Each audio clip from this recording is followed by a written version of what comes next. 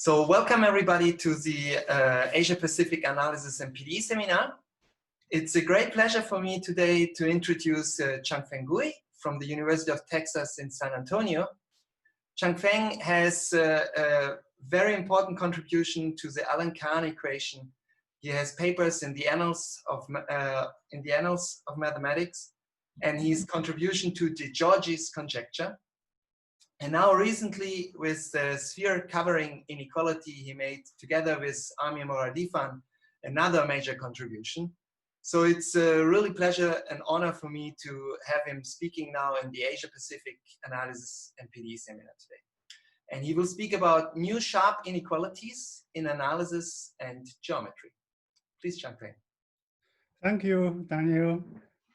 I would like to thank the organizers of this virtual PD seminars for organizing this wonderful event and the seminar series during this difficult time. And I also thank the organizer for inviting me.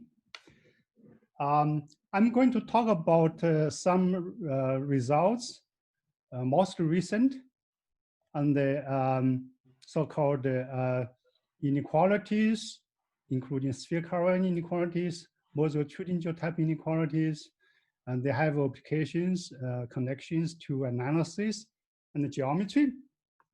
And this work, this talk is basically based on work with Amir Moradifan from UC Riverside and Anish Chen from Princeton University. Well, let me mention some classical inequality which are not very well known among the PDE community, but it's very important and well known in other communities. The so-called Lebedev-Milling inequality and also related Toeplitz determinants. Well, the Lebedev-Milling inequality is a classical inequality for functions on a unit circle. So if we have the complex valued function, V defined on circle, we write the variable as a complex number. Z, suppose we have this Fourier series or Lorentz series for this function V.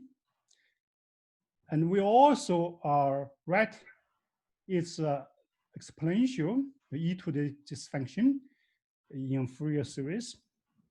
So the Fourier coefficients is AK, beta k respectively. Then the inequality of Lebedev-Milling is very simple. Usually it's called the first Lebedev-Milling inequality. So basically, the L2 norm of the Fourier series of the exponential function, you take log of it, can be controlled by the k times the Fourier series AK squared and sum them up.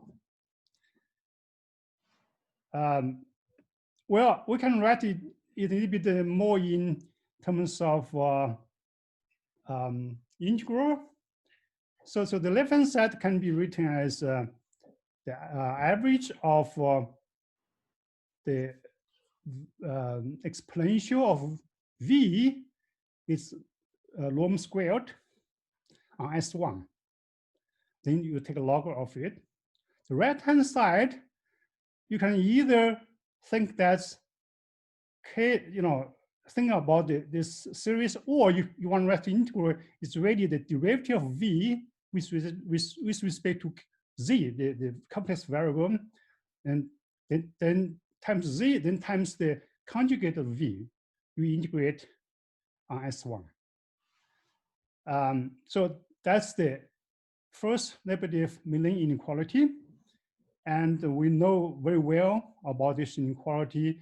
When the extreme holds, the inequality holds only when AK has special form.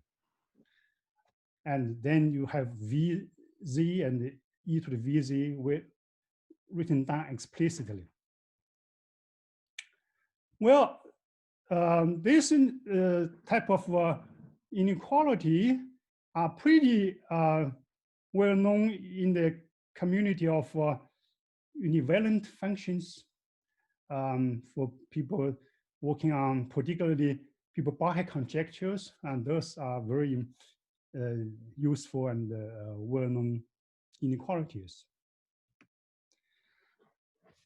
Well, we can also consider real valued function on this unit circle. So if we require the function is in a space of H1 half, we will be a little bit more specific on this functional space. And then we consider U to be extended on the unit disk as a harmonic function. So we call it harmonic extension of U. Then we have the inequality, which basically says the exponential of the function is the average on S1. Then subtract the average of U itself, can be controlled by the H1 norm of the function on S1, so on disk, or it's H1 half norm of U on a circle, on unit circle. So these two norms are equivalent just by integration by parts, because U is harmonically extended to unit disk from the unit circle. So this inequality is just another way of writing the Lebedev Moulin inequality in terms of integral instead of series.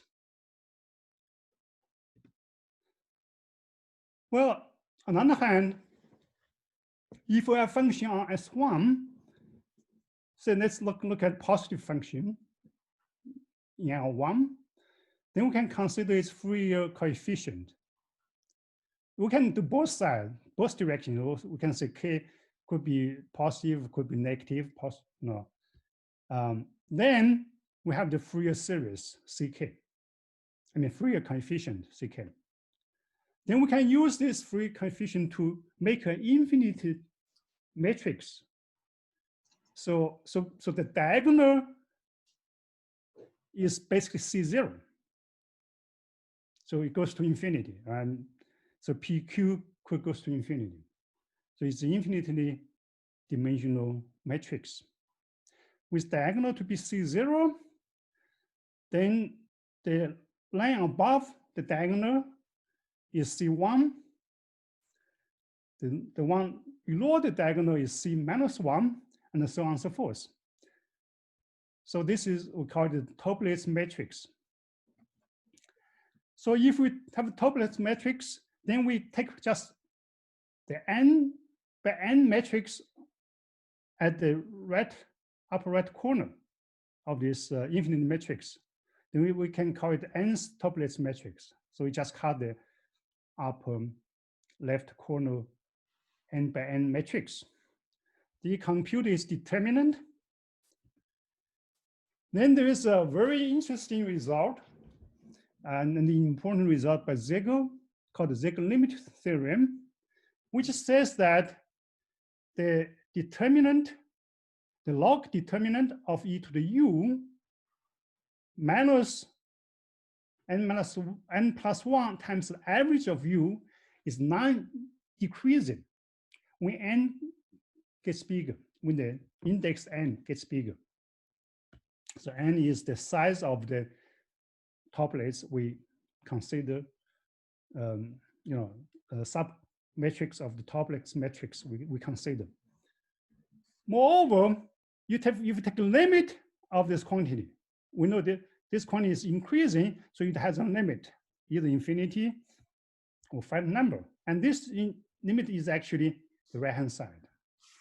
Basically, it's the H1 norm of U on the disk divided by 4 pi. So that's the so-called Sago limit theorem. So this particularly implies that if you just take each term, it will be less than the limit, right? So the limit is the largest. So we have this inequality for all n. But of course, how can we compute this dn? Well, for n equals 1, it's not that difficult. You can just calculate the determinant of the 2 by 2 matrix, which is just the average of e to the u on the circle squared, then minus, the Fourier coefficient with the first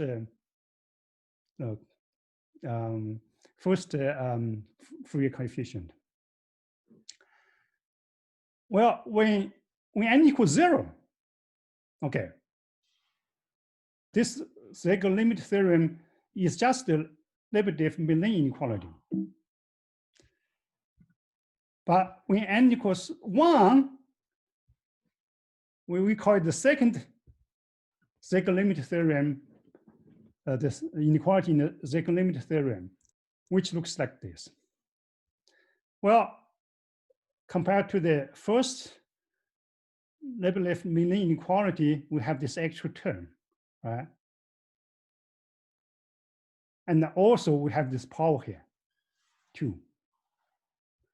So in particular, if we assume that the function e to the u has center of mass at the origin on the 0, means this Fourier coefficient, the first Fourier coefficient is 0,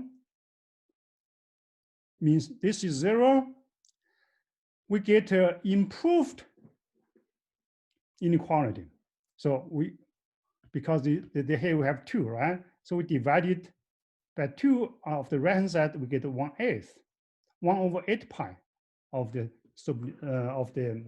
Sobolev norm of u on the disk. So this inequality is an improvement of Lebedev inequality under the actual condition that the center of mass is 0. And the inequality is improved by 1/2 of the right-hand side. And this is the second inequality in the Sago limit theorem. Of course, we have the higher order Sago limit theorem, which I will mention that a little bit later. But in general, there will be no simple formulas. There's some formula, but not too simple. Okay. So one question is that, do we have a similar inequality for higher dimensions? Here, we just talk about S1, right? But do we have, say, inequality for S2 or even Sn in general? Well, that's actually related to the Multitudian inequality. For the Multitudian inequality, we know that if you have a function u, which is in the Sobolev space H1 on the sphere, then its exponential e to the u can be controlled by the gradient norm of u, or the Sobolev norm of u. As long as the alpha here is bigger than or equal to 1, right? So the term involved the exponential of u, we have to take a log of it. That's just, make it, for example, if u is increased by adding a constant, we will have to be compensated by the average of u. So this log of integral of e to u is the natural formulation.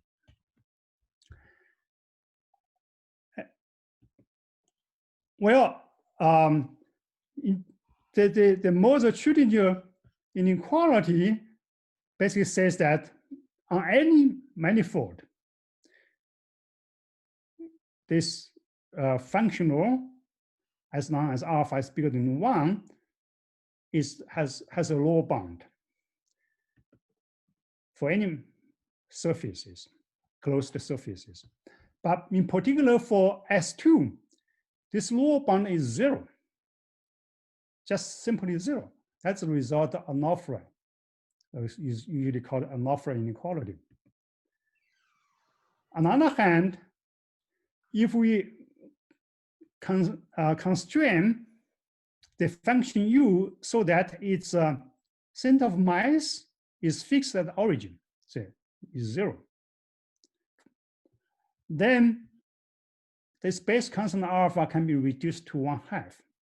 Still, the function will be bounded below by a constant. But the question is that whether this constant is still 0 on S2 or not.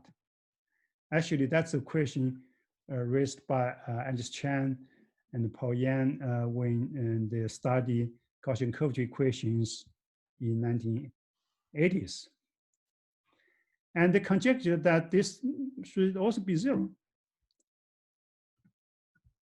And they also show that when alpha is very close to 1, the inequality, no, the lower bound is indeed 0.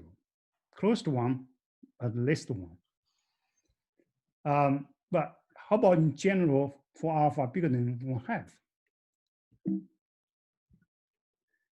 Well, they show that when alpha bigger than 1/2, strictly bigger than 1/2, the minimizer is obtained, and it satisfies the corresponding Euler-Lagrange equation, which is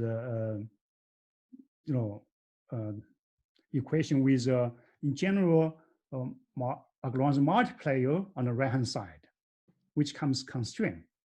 The center of mass is at the origin.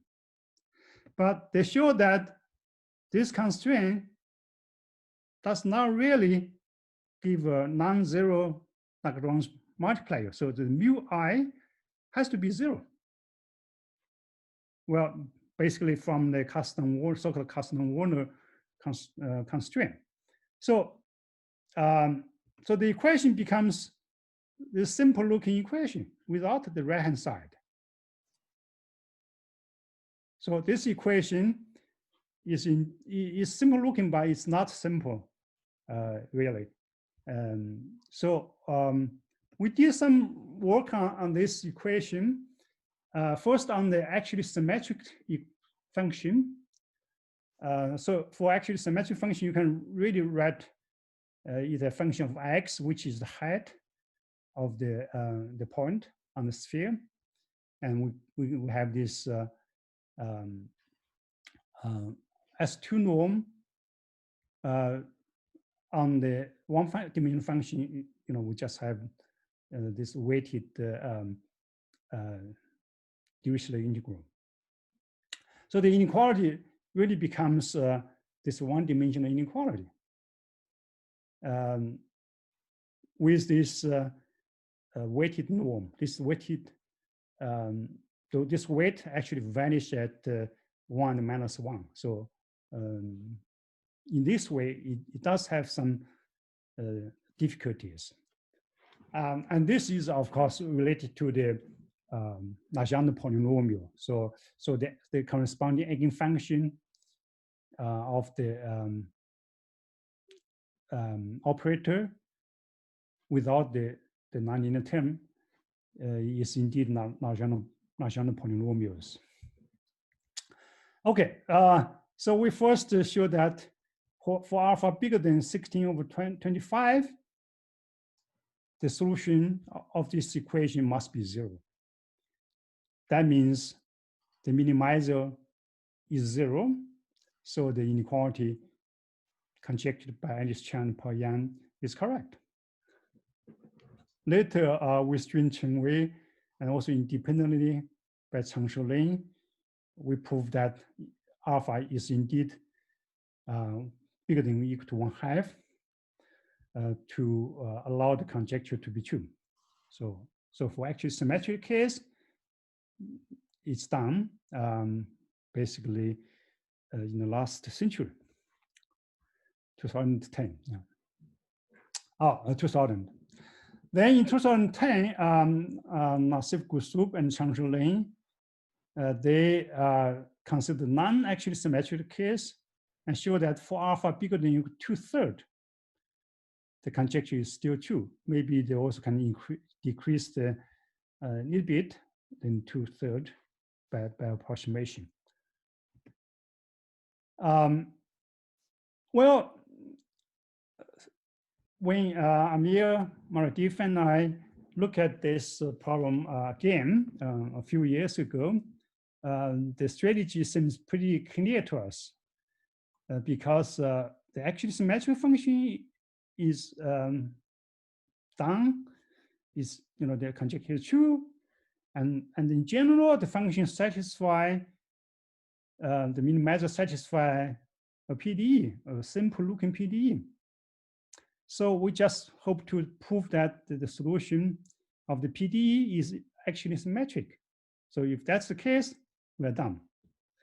So for that purpose, we change the equation on the sphere to R2 by using the stereographic projection, which is a standard method for changing the problem on our S2 to R2. You can write down the projection explicitly. And then instead of changing variable from X to Y, which is the variable for S2 to variable in R2, we change the function V accordingly by this formula. Okay. So this is just the change of variable of U, and this comes from basically you want to get rid of the curvature term. After that, you get an equation on R2 for this new function V as this. Okay. So in this new equation, there's no right-hand side. I mean, there's no curvature term because the curvature of a sphere, curvature of R2 is 0. But you have this coefficient here. This coefficient, you can see it depends on alpha. So when alpha equals 1, that's the base constant in the Multitude Inequality. The exponent is 0, so the coefficient is really constant 1. So that's the usual case we are very familiar with. That's called Neuville equation. But in general, for general alpha, this may not be constant. Particularly when alpha less than 1, this is increasing. And we also have this integral constraint, which comes naturally from this transformation. Okay, so we need to consider the solution of this equation on R2, and we try to show solution must be actually symmetric for our interest, the range of alpha. Well, for alpha, so in general, we write the equation, like this. So when R equals 0, that's the Neuville equation, which is well understood, and the classification was done in 1991 by Wenchun Chen and Chongming Li.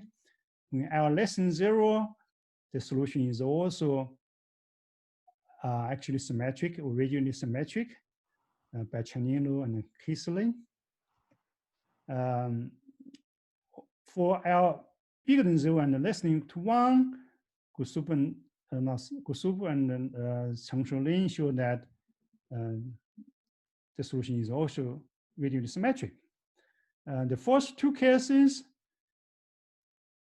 they use basically moving plane method, or essentially very clever way of using moving plane method. and the maximum principle. For L less than 1, bigger than 0, moving plane method does not work anymore. So Gusup and Changfeng Gui, they use basically eigenvalue, estimate to show the solution after taking the rotational derivative must be 0, must be, otherwise there will be contradiction to the eigenvalue estimate. Then for L bigger than 2, there's no symmetry result. Actually, there's a solution which is not really symmetric. And indeed, Dabor, Esteban, Tarantino, they show that when this L gets larger and larger, there will be more and more complicated solutions by using the bifurcation argument. They did it for actually symmetric functions. But for actually symmetric functions, if you use different point for projection, for a stereographic projection, they are not regionally symmetric solution on R2. So that's the examples saying the symmetry result is not true anymore for L bigger than 2. But still, for L less than 2, people expect that it should be true. Solution must be radially symmetric. That's indeed what Amir, Maratif, and I proved eventually. So we proved the solution must be actually symmetric for alpha bigger than 1/2, or equivalently L less than 2, then which lead to the conjecture of Ernst-Chan and Poyan, basically for alpha bigger than 1/2, the minimum is 0. So that's the first inequality we showed, this optimal inequality. Well, in the proof of the inequality, we actually use some new ingredient called the sphere covering inequality. With this sphere covering inequality, we are able to show a more general symmetry result for general function like this on R2. So this KR could be quite general, but we wanted to satisfy certain conditions. The first condition is that basically this says that K has to be increasing to infinity. It's more than that, but one obvious thing is that K is increasing, which is not the case usually done by moving plane method. It's the opposite case. So we can cover exactly this case which cannot be done before. And the second one is that we assume there's some rate of increasing at infinity, but this rate is really a quantitative result. We're going to show you. It's in the so if the beta, which is the integral here, you can think it is a total curvature or total mass. It depends on what background you are applying this result. So so beta is total curvature or total mass. If it's less than or equal to 4 and bigger than or equal to L plus 1, L is the increasing rate, then you must be radially symmetric. So for the application to Multitude inequality, we have beta equals actually exactly 4 eventually. Okay.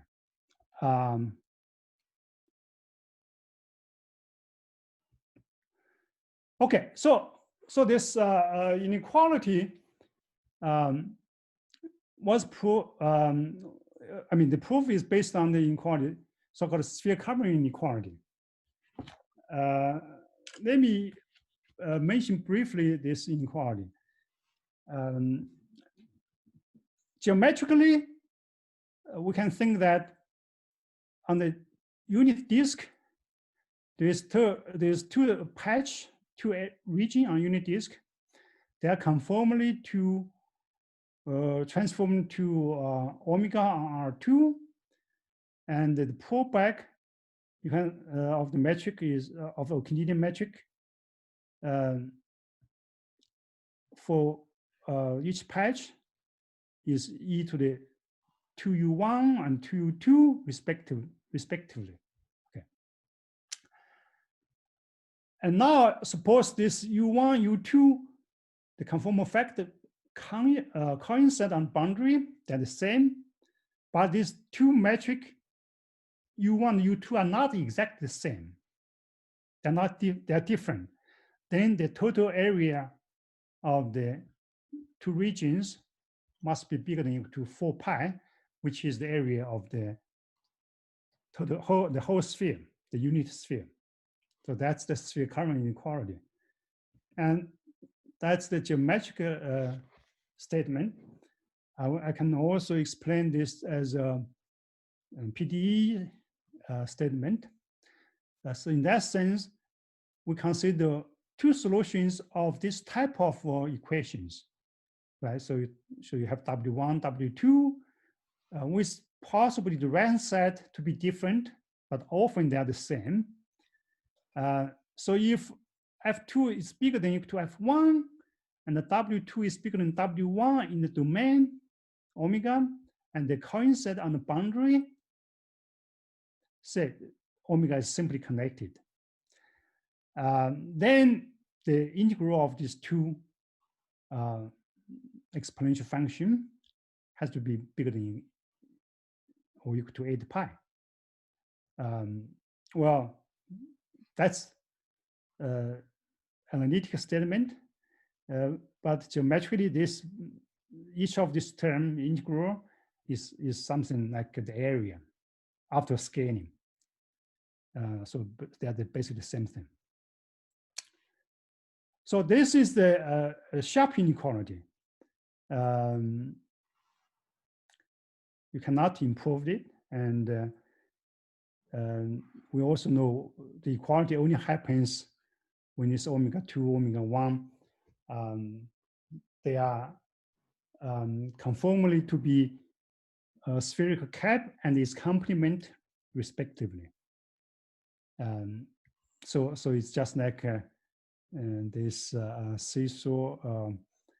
So this head of this boy is one area of the region. The head of the girl is the area of the other region. You know, the head of both of them together is fixed, but even though each one could be as small as possible, as you wish. Okay, so that's the sphere covering inequality. Its proof is based on isoperimetric inequalities of various type, particularly isoperimetric inequality on sphere, and on surfaces with a conformal metric, say e to the 2v times the Euclidean metric. So I'm not going to go into the detail of the proof. In particularly, we have this so-called Alexandrov-Bose inequality, which is one type of isoperimetric inequality. Okay. Well, this kind of Moser-Schrödinger inequality has actually a lot of connections with mathematical physics and also with geometry. one geometric background of such inequality is related to the logarithmic determinants and the conformal geometry.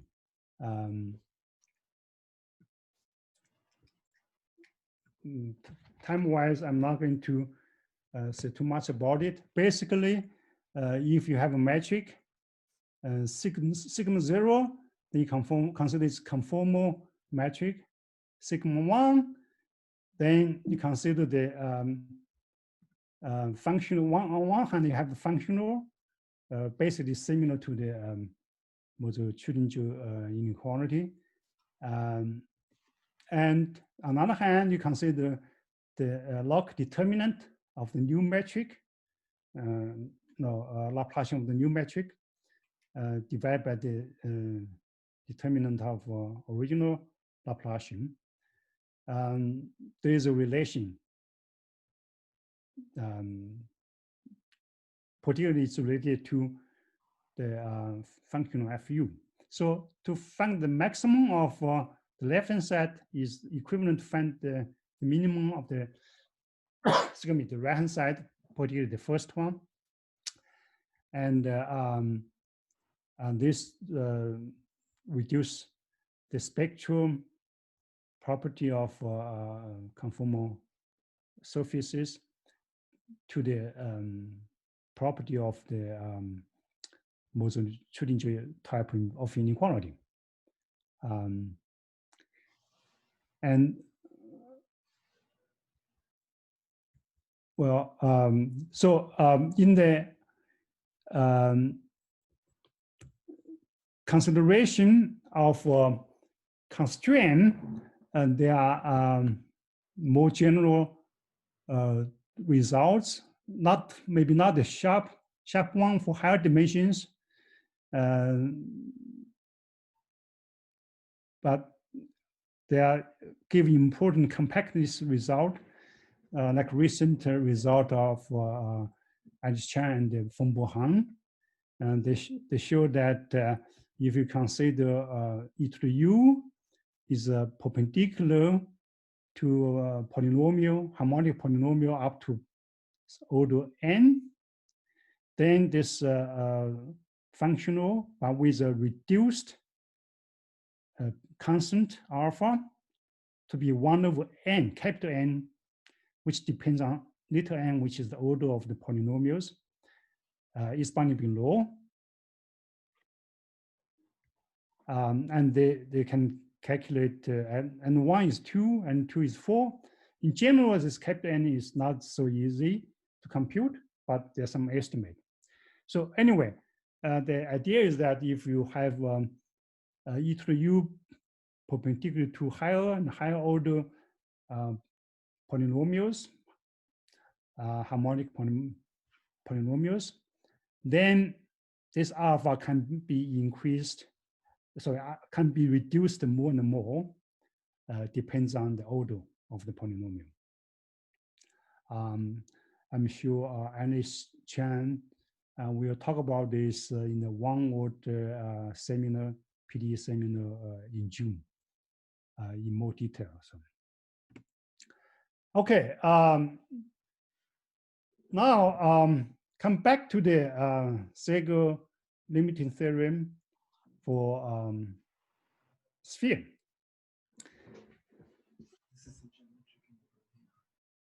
Well,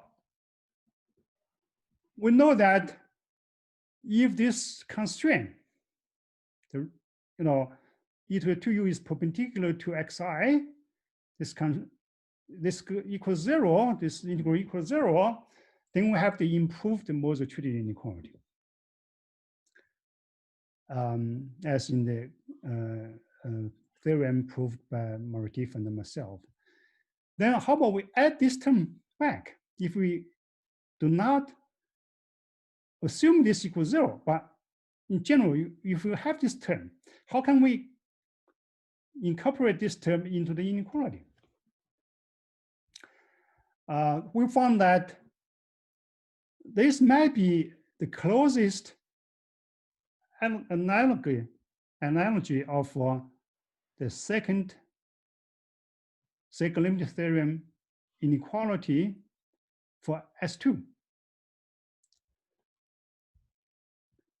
So we hope that to prove this functional defined on H1 without any constraint, but with this term added here is positive, bigger than or equal to 0, for alpha bigger than 1/2. If this equals 0, that would recover the based inequality we proved with constraint. But unfortunately, things are more complicated. So with Alice Chan, we proved that there is another optimal constant 2/3. Okay, so when alpha bigger than 1/2, we can show this functional is bigger than or equal to alpha minus 2/3 times the Dirichlet integral. But alpha less than 1/2, this is negative, right? So we just get a lower bound, but not 0.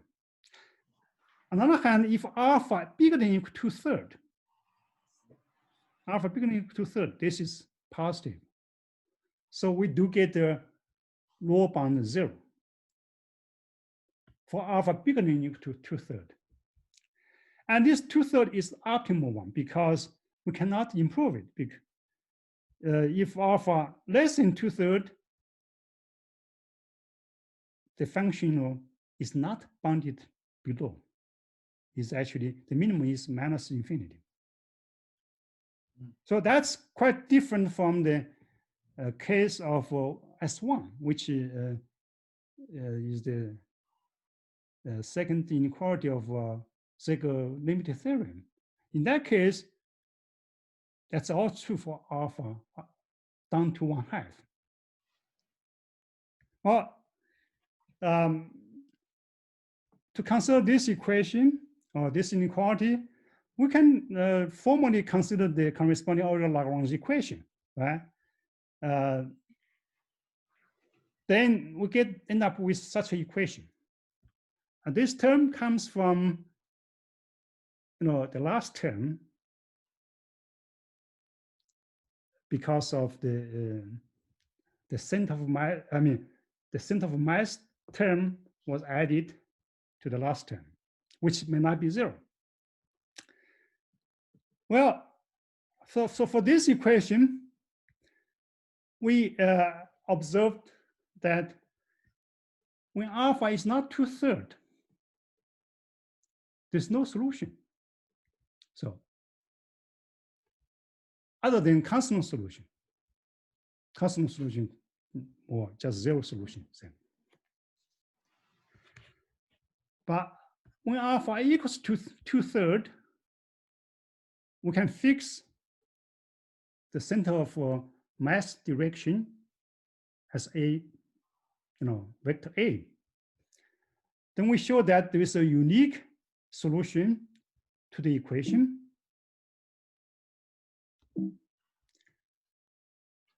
And the solution is actually symmetric.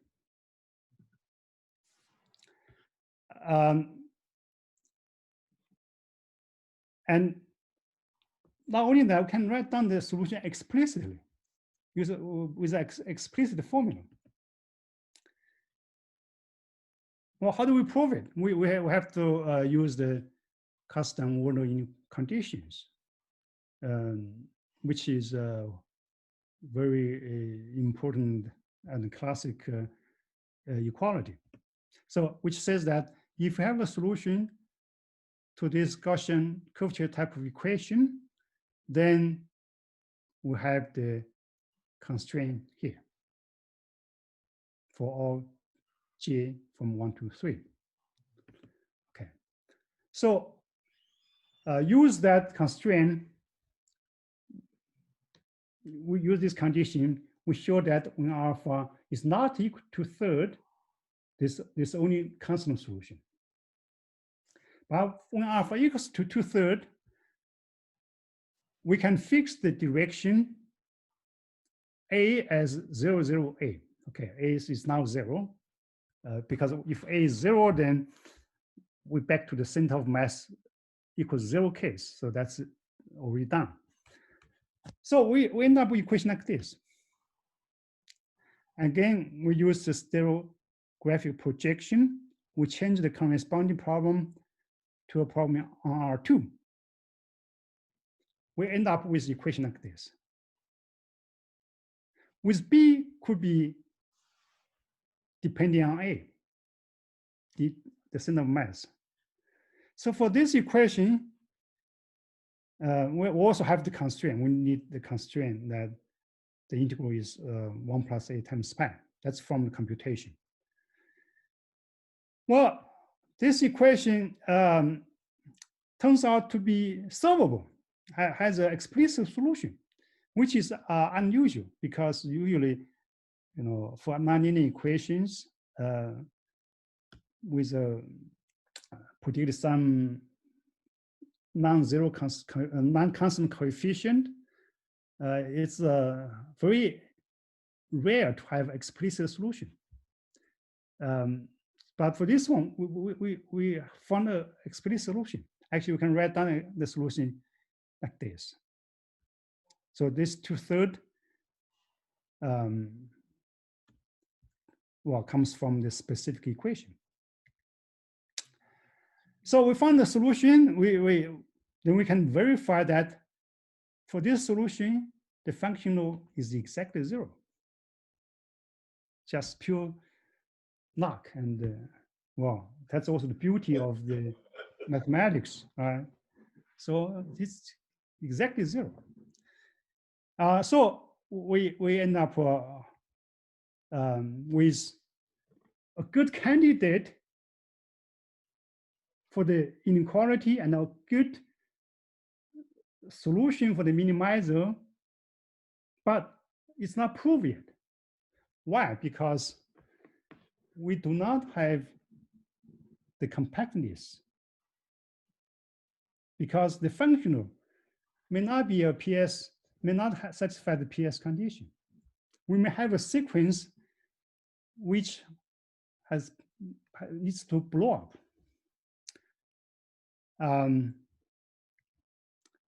Okay. So the major thing is compactness. So we have to introduce compactness.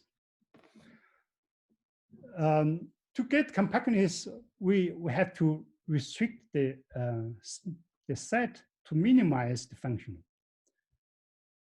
So the set we are using is the center of mass is fixed, say at A, fixed A, so that its length, its norm is less than 1.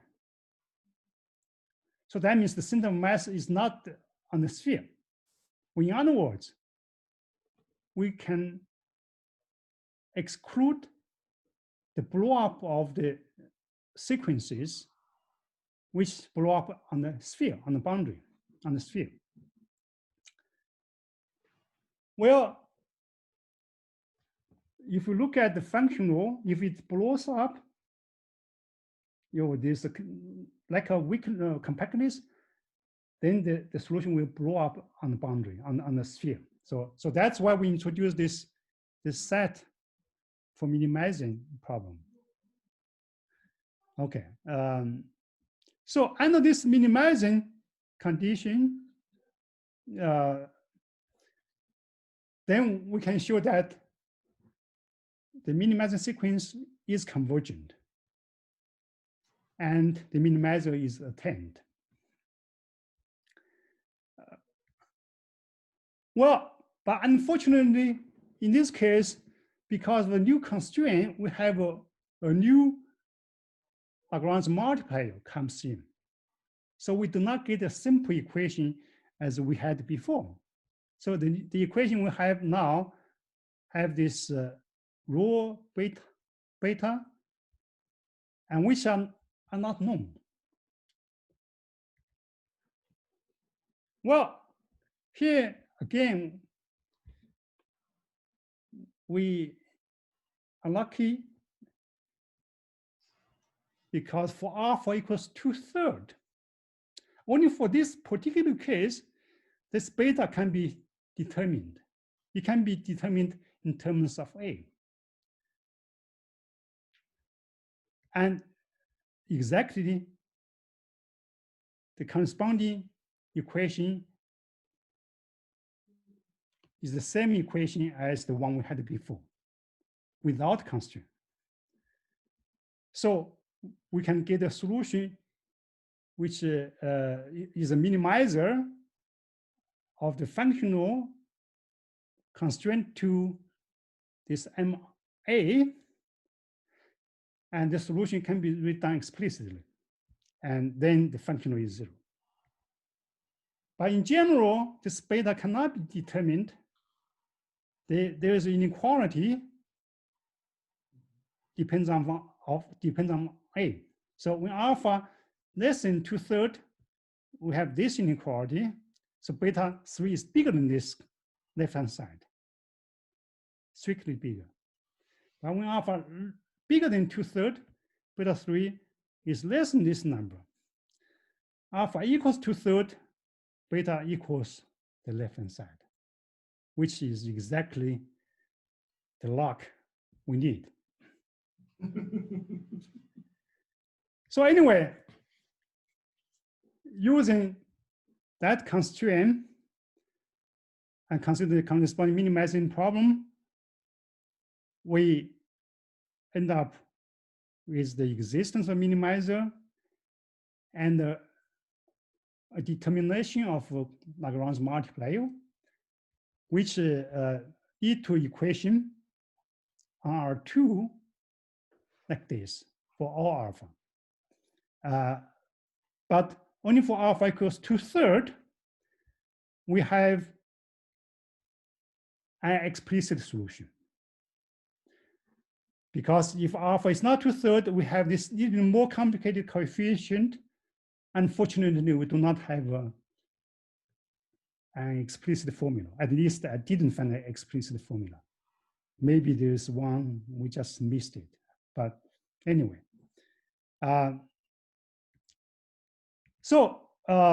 For 2/3, as I said, it's all done. It's very clean. The inequality is optimal. But for alpha less than 2/3, we still know there's a minimizer. And can we estimate the value of the minimizer for this function under this constraint? This is a little bit technical, but should be a natural question. It turns out it's not so simple to get an exact or very accurate estimate. We do get some estimate. For example, when alpha in the range of 1/2 and 2/3, or we have the minimizer lower bound like this, which are not optimal, except that alpha equals 2/3. We also have the upper bound, which are like this. You don't have to worry about the exact formula. Just we have such kind of estimate.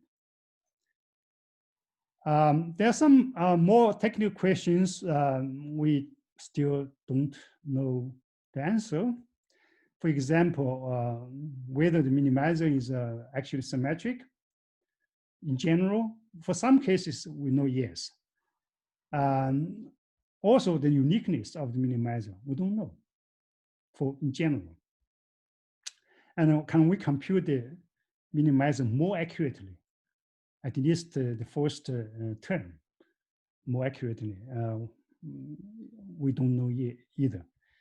Of course, there are more, big questions like what's the analog of Sago limit theorem for S2?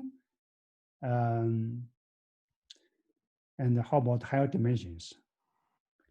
Here I have some list of references. I stop here. Thank you. Thank you, Changfeng, for this very interesting talk. And yeah, let's start. Are there any questions? Please raise the hand, and I will give you then the ability to speak.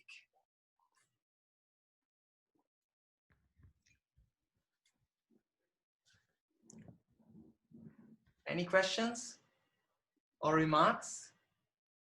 Yeah, Suping. Please, Suping, you can speak. You need to unmute your microphone. Now you can speak. Okay.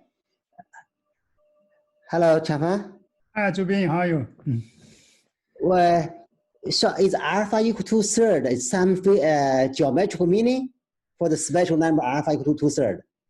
That's a very good question. Unfortunately, I do not know the answer. Actually, It's I a gave mathematical miracle. well, there could be some connections. Last time I gave a talk at UC Irvine, and Rick Shen actually asked this same question. You know. I was curious. Yeah. Okay. Yeah. So since the you know 英雄所见略同啊, so you asked the right question. But I don't know. From the computation, we as I said, it's luck, because from the computation, you know, after we tried many different ways, but eventually we found that the explicit solution, and that solved our purpose. Yeah. Anyway, it's very beautiful. Yeah. Thank you. Thank you. Thank you, Zhuping. And well, I also need to say, I think you were guys not very lucky. I think you know exactly what you do. So your experience came there into the game, yes. Is there another question?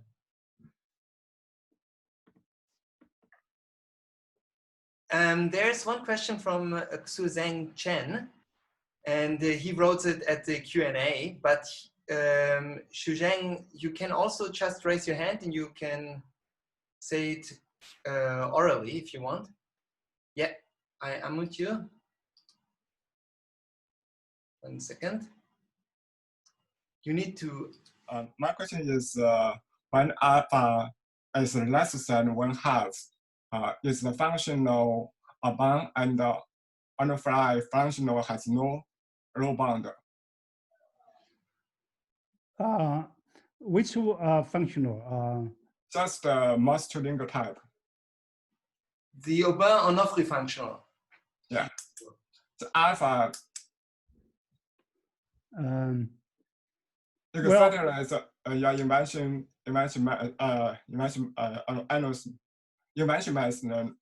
the paper. Which paper? Sorry, I didn't get the question. Just alpha equals 1 is exactly multitude functional. Yeah. Yeah. So when alpha is less than 1/2, do we know there's no low bound for this functional? Yeah, that's a very good question. That's actually a recent work of Ernst Chen and Fengbo Han. They show that if have the function e to the u perpendicular to more eigenfunctions, higher order functions, say. I mean, just then when we set the center of the mass equals at a origin. Yeah, if the center of mass is at the origin, then alpha can only reduce it to 1/2, cannot reduce it further. So if it's less than 2/2, I mean 1/2, then the function is not bounded from below. But you have add more constraint. So you say e to the 2u is also perpendicular to higher order polynomial, harmonic, spherical harmonic, then you can reduce the alpha further. So that depends on the how many constraints you put for the minimizing problem. So when alpha equals 1/3, do we expect that PDE has only constant solution? If you 1/3, well, I mean, for PDE, you may have PDE which has solution, but if you consider minimizing, you know, for say a solution for the certain Euler Lagrange equations with some constraint, right? So it's literally you want to have compactness. Even if you don't have compactness, you may have solution, but people, it's more doable, more interesting to consider with the constraint to get the alpha lower. So that's the recent work of Alice Chan, Paul Yan, Fengbo Han. They impose more constraints, possibly to reduce alpha to be smaller, but you get Euler Lagrange equation which has more Lagrange multiplier related to the constraint. Thank you. You see, you see what I mean? Yes. Okay. Good. Are there other questions or remarks?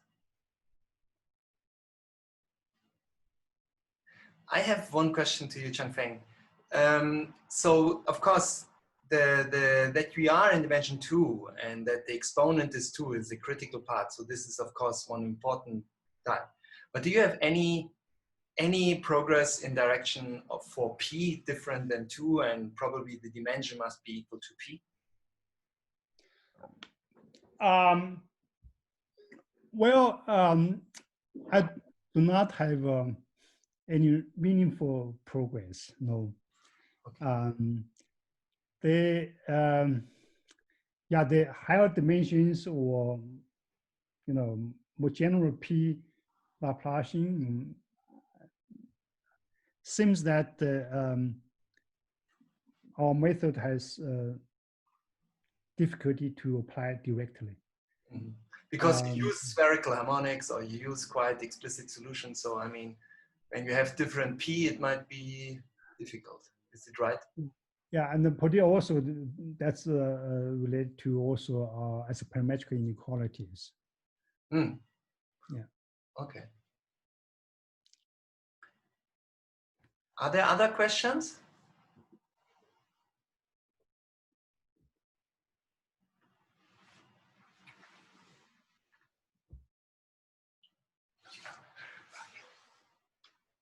Okay, if there are no other questions, then let me thank again Changfeng for this wonderful talk and interesting new inequalities on the sphere. And I will close now this this seminar, and you should all have received an email with a link and with a password to the coffee break, and I please you to join us in the coffee break now. Okay. Thank you, Changfeng. Very good. Thank you. Thank you all.